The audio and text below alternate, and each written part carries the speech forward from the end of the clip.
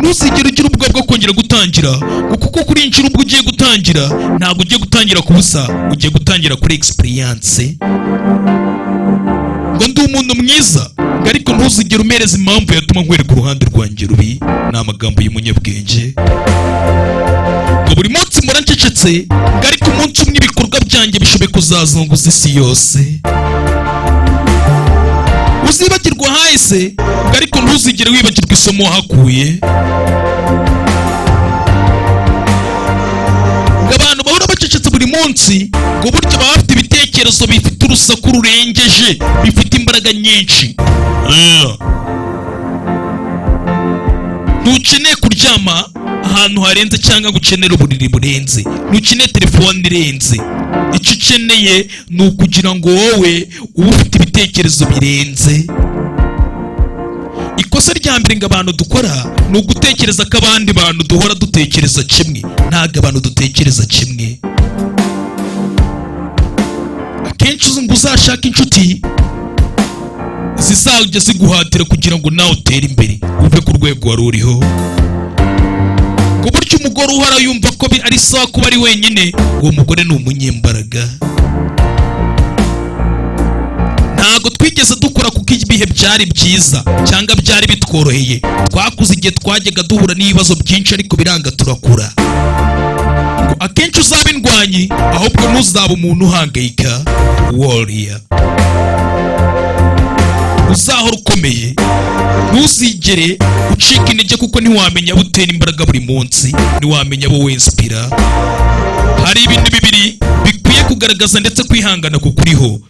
Ndetse ibintu bigaragaza kwihangana kwawe ni igihe ufite ibintu ndetse n'imyitwarire yawe igihe nta kintu ufite. Mu gihe nta kintu ufite, icyo ni igihe kigaragaza ndetse kwihangana kwawe ndetse n'imyitwarire yawe igihe ufite buri kimwe cyose. Ubumenyi buzaguha imbaraga, yego, ariko imyitwarire yawe niyo izaguha icyubahiro. Uzizere ko ndetse ko wavutse kugira ngo uzagere ku bintu byiza. Ibyo bintu ni ibintu bizagufasha, kandi koko ntawavutse kugira ngo azagere ku bintu bibi. Risiki iteka izahura byibuze ari nziza kuruta uko kwicuza kutigeze ugerageza. Inyoni yavukiye muri keji ibitswe, buri munsi uhora itekereza ko kuguruka ari icyaha. Bivuze ngo nawe keji urimo uyu munsi uramutse uyiretse watera imbere. Isura nziza iteka izasaza, umubiri nawe uzahinduka, yego na roho, ariko we ntizigera ihinduka. Buriya nicyo kintu kitazigera gihinduka, kubera ko roho, umubiri uzasaza ni mwiza, ariko roho yo ntabwo izigera. Iyo roho ari nziza ntabwo ihinduka. Ntuzigere waka imbabazi uri mukuri, ntuzigere. Nizera ko agahinda gakabije kabaho, ndabyizera koko ni akanya k'agahinda kabaho, ariko nanone nizera ko nudakora exercise ngo urye ibiryo by'intungamubiri, ugere ku kazuba, uryame neza ndetse ubone ibyo bintu byangombwa, sinizera ko uzaruhangana n'ako gahinda gakabije. Ntuzigere utegereza ko ibintu bizakorohera mu buzima. Ugira ibintu byiza, ubuzima iteka bora bucanganye, uzige kugira ngo umenye ubwenge hakiri kare, uhangane n'ibyo bintu igihe kitaragucika. Umuryango wawe niyo timu idasanzwe ufite uyu munsi.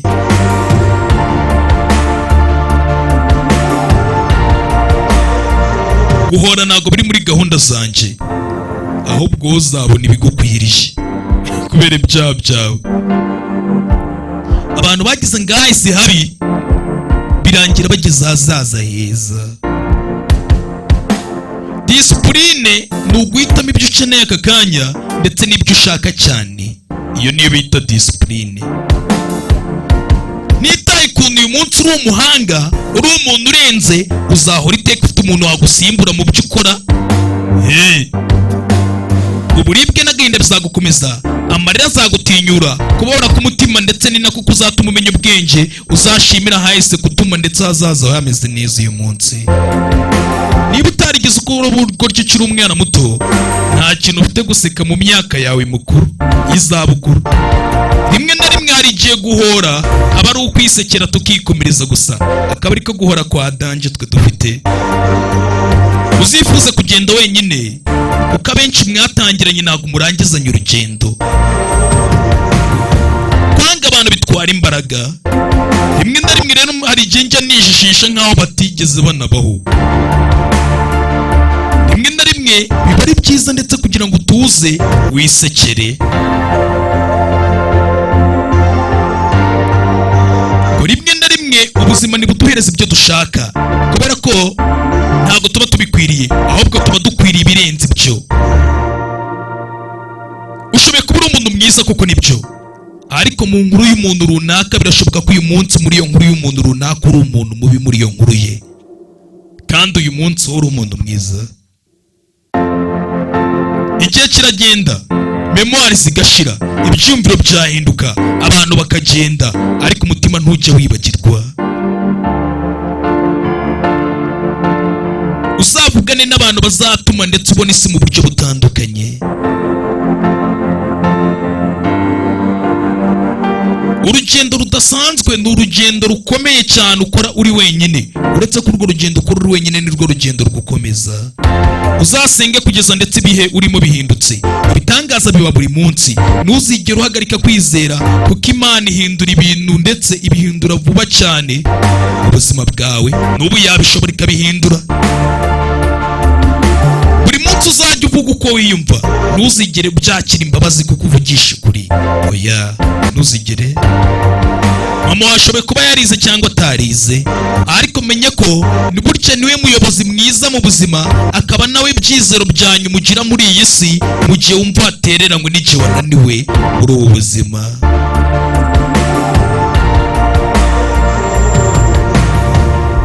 Nitaye ndetse uko ibintu bimeze uyu munsi, ejo bishoboye kuba andi mahirwe yawe meza yo kugira ngo uhindure ibintu ndetse bimere neza. Gutakaza abantu babi mu buzima bwawe ni intsinzi. Uzige kujya wicara inyuma maze witegereza ibintu. Ntabwo ibintu buri munsi aba ari ngombwa ngo ushyireho reaction kugira ikintu bivugaho. Oya, ntuzigere uva ku bintu. Iteka itangiriro rirakomera ndetse rikongera rigakomera koko. Itangiriro rirakomera. Inshuti z'imfura mu buzima ni Imana idasanzwe. Inshuti z'inyangamugayo. Ikosa rya mbere rikomeye cyane nigeze nkora mu buzima bwanjye ngo ni ukwemerera abantu bakamara umwanya munini mu buzima bwawe kuruta ndetse umwanya bari bakwiriye mu buzima. Iryo kosa ntuzarikore. Ntuzigere ukora ikosa rirerire nk'iryo ryo gutuma abantu bamara umwanya munini mu buzima bwawe batari bakwiriye. Rimwe mu isomo kenshi uziga muri ubu buzima ni ukugira ngo wige buryo ki nawe ubwawe wakiga mu gutuzamo kwawe.